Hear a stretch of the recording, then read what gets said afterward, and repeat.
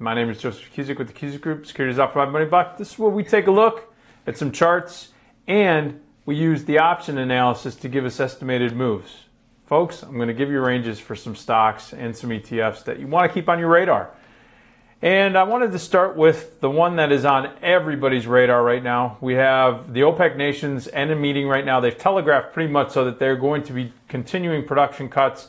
How long and how deep those cuts are going to be is really what the investing and trading public is waiting for. And you see that USO, which is right now the ETF that tracks the oil futures, specifically West Texas, is trading, let's see, I'm going to go down here. Right now it's trading at 10.59, down a nickel.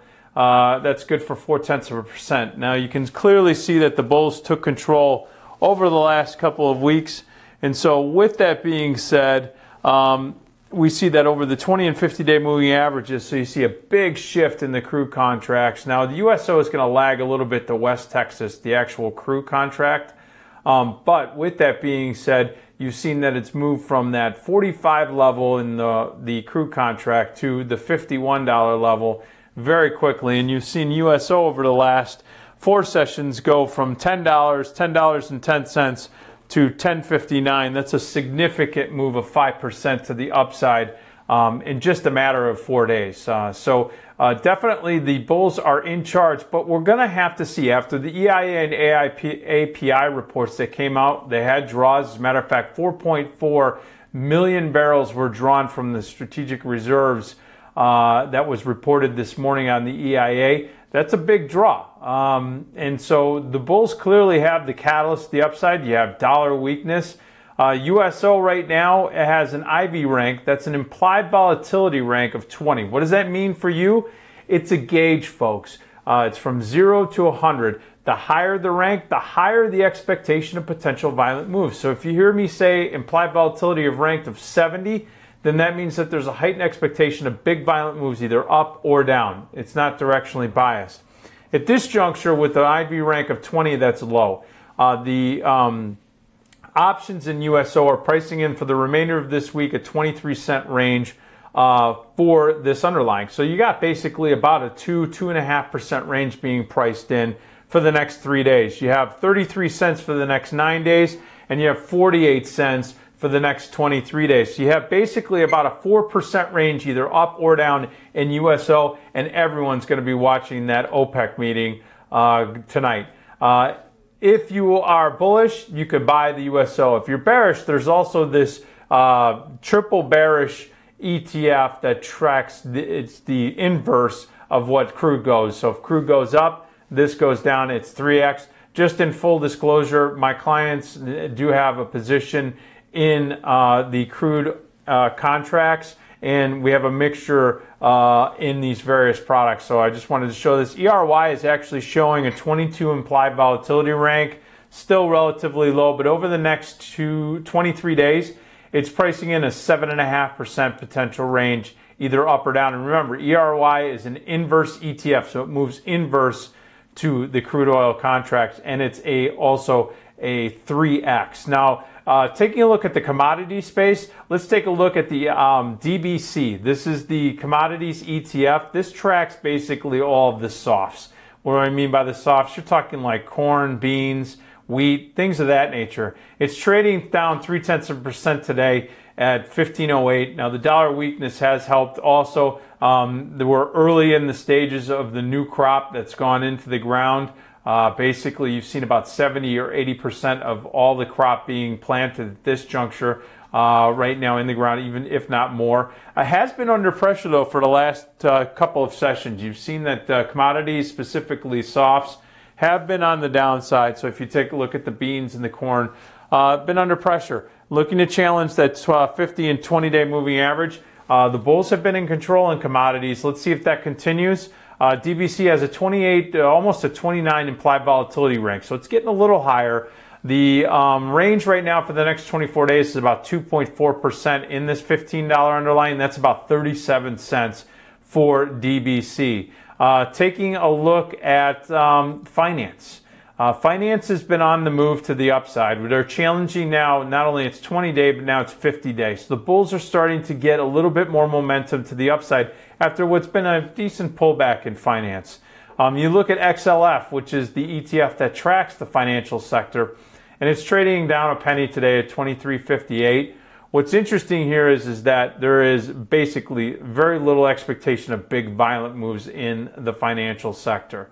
We have the FOMC that's going to be doing a potential rate increase in June. That is getting a little bit more mixed. It was a little bit more firm about a week ago, even 3 days ago, but now it looks like it's getting a little bit less of a certainty. It was in basically that 80 to 88% level. Now it's getting into that low 80s, maybe upper 70% level that it's going to go over or at 100 basis points or 1%. XLF right now is trading at a 5 implied volatility rank. There is no expectation of big violent moves. Doesn't mean it can't, but right now it's not being priced in by the options. Over the next 2 days, a 15-cent range in XLF. Over the next 9 days, a 30-cent. And over the next 23 days, a 55-cent range. And over the next 38 days, a 67% range in this $23 underlying. I also wanted to take a look at China. Because Moody's overnight changed their rating on China, actually lowered it from A1 to AA3. Concerns about leverage, concerns about potential growth, which the Chinese PBOC, the People's Bank of China, basically adamantly came out and said they believe and are forecasting for strong expectations. FXI, though, been trading to the upside. This has been impressive since if you looked at the Hang Seng or the Shanghai Composite, really is what you're going to look at for China. The Shanghai Composite's been trading to the downside. The bears have been in control, but FXI has been moving to the upside. It's been very bullish. So it's mirroring more like the Hang Seng in Hong Kong rather than the Shanghai Composite on mainland China. So this has been moving to the upside. Interesting action here. The IV rank is very low, 9. So it's not a heightened expectation of violent, volatile moves in China right now. This is an area where you can start taking a look at, especially since the bears have been in control on the mainland for quite a bit. FXI may have some catalyst to the upside, especially if, in fact, they do start to have further growth expectations increase. In other words, they start seeing their CPIs and PPIs continue to increase, and we start to get some positive trade data out. Right now, FXI has a 27-cent range for the next 2 days, 98-cent range for the next 23 days. That's about a 2.4% range over the next 23 days. And finally, I wanted to take a look at a stock that's going to be reporting earnings after hours. BBY, that's Best Buy. Retail has been under pressure, and BBY is at a battleground right now on its 20-day moving average. As a matter of fact, you can see that it's been an enormous consolidation going into this earnings announcement. You can see that expectations right now for Best Buy coming in, estimates are around 40 cents, and we'll know after hours. So what should you expect in BBY? Potential volatility. Right now, the IV rank is coming in at 83. Folks, there is a big expectation of a potentially violent move in Best Buy. And as a matter of fact, if we scroll back and look, you can see here, it was a pretty significant move last earnings cycle where you saw a gap down from 46 basically, or 44, down to as low as 41 and some change. So there's a $3 move. Now, right now, the options over the next 2 days are pricing in the potential for a $3 move. Been an impressive move to the upside, so we'll watch these earnings. But if it's any indication of what retail has been experiencing, especially the traditional brick and mortar, the last one we saw was AutoZone. Now, yes, that's auto parts, but we also saw Lowe's, which was home improvement. They all got pretty hammered today. Let's see what Best Buy comes out. There's a $3.76 move being priced in to this $50 stock. So you basically have around the 6.5% move being priced in going into earnings tonight for Best Buy. So take a look at that. All right, folks, that is it for Tech Talk. Join me at 3:30 Central, 4:30 Eastern. I'm going to be on looking at all the action that occurred in today's markets and get you set up for tomorrow. So see you here at MarketStream.live.